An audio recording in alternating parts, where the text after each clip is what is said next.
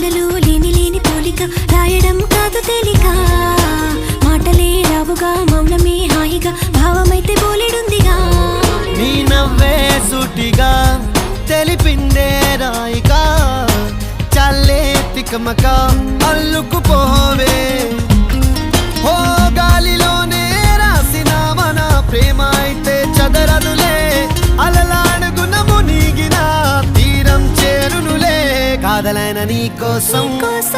ప్రేమ అయిన నీ కోసం లవ్ యు అయిన నీ కోసం ఇష్క్ అయిన నీ కోసం